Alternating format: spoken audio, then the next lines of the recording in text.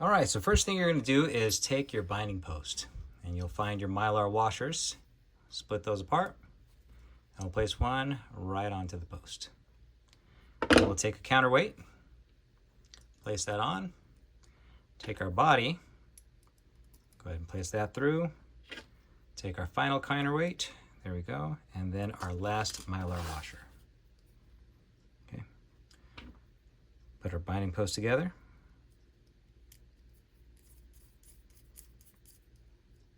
Want to do this so that the Mylar washer lines up. Okay, and you may need two screwdrivers to do this. So I have one over here. Place it on one side, and then the other screwdriver will tighten it right up. Okay. All right, you want to make sure that your counterweights are not spinning. Okay, now your shackle. Before I sent it to you, I used these modified pliers to separate them out just a little bit because they were too tight. Okay, I spread them out.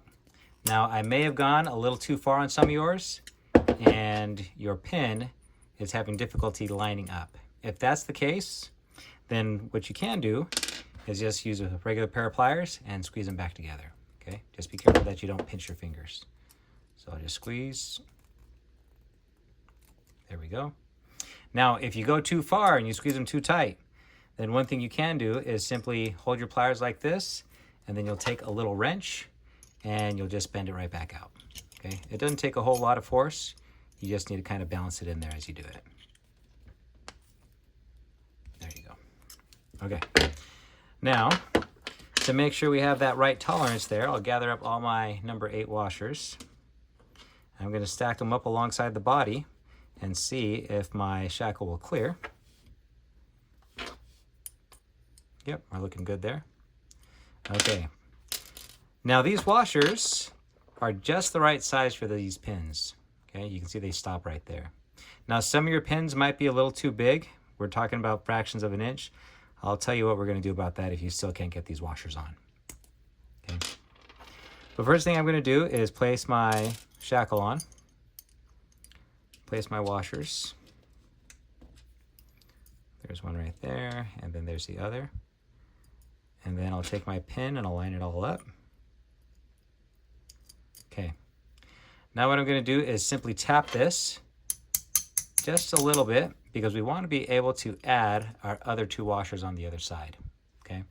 Now here it looks like I went already too far. So I'm going to take my pliers and I'm just going to back this pin out just a little bit. I'm just going to pull. I'm going to pinch right in between and just give it a little pull. Okay. Doesn't take too much. All right. We're ready to install those. It's a little bit of a balancing act. There's 1 and 2. There we go. Okay. Now as I try to twist this, I'm being fought by the washers. So all I'm going to do is give it a little tap. I don't even think I got it there. There we go. And then I'll give it a twist. A tap and a twist. And I'm just working it all the way in.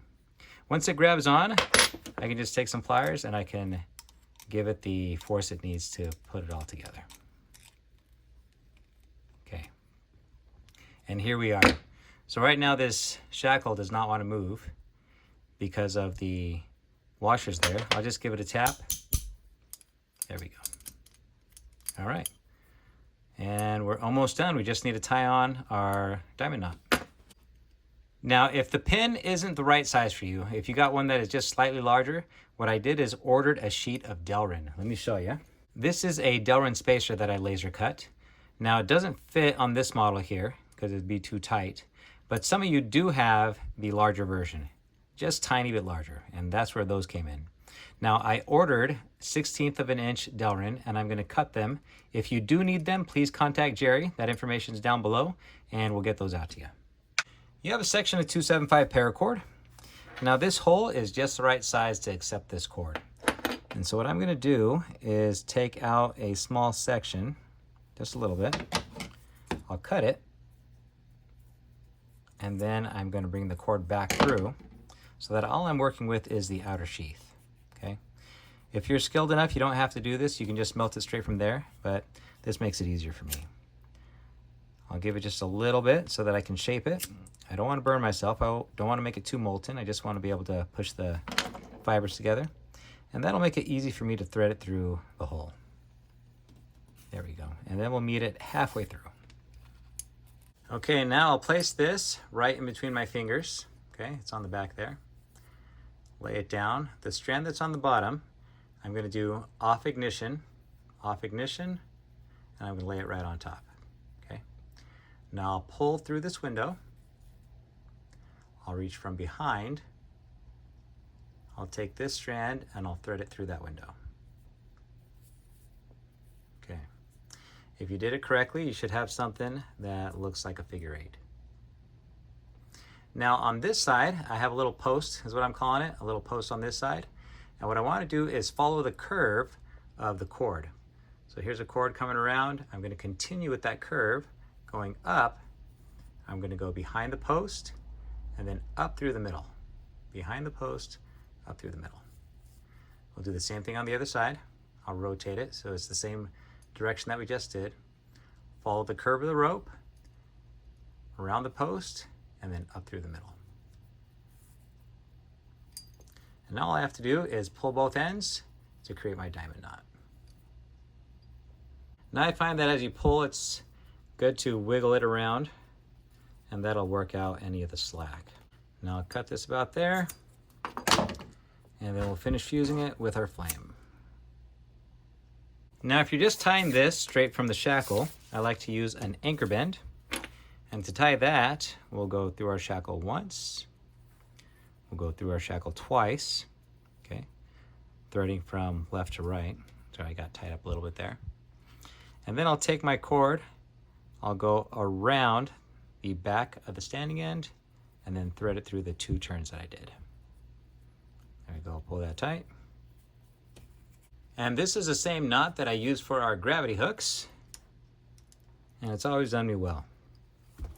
Now, if you want to include a big loop along the shackle, let me show you how to do that one.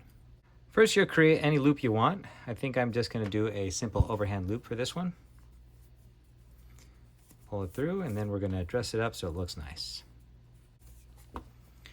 Right here, I'm going to pull in a girth hitch, bring my fingers up and pinch around. Okay. Now I'm going to include my loop through the shackle. Okay. I want the knot to go through as well. And then the loop is going to go through the girth hitch. Again, the knot is going to go through that as well too.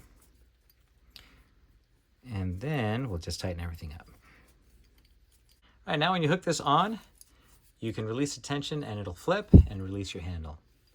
And this hook is also designed with a notch in the back. That way when I hook it around, I can go around one more time and then I'm caught onto that loop. Okay, and what that does is create a blackwall hitch. You can see how it sits right in there. And I can tighten this up without losing any of my tension. And then that's where your diamond knot comes in. If I want to pull this, it just releases. All right, folks, thanks so much for supporting my channel and for all the patience you had as I made all of these. It was quite the feat, but we got them done. I think there's one more we still need to get out. Now keep your eyes open because I may do another version, but I think I have another idea for this. So stay tuned if you're interested in how that turns out.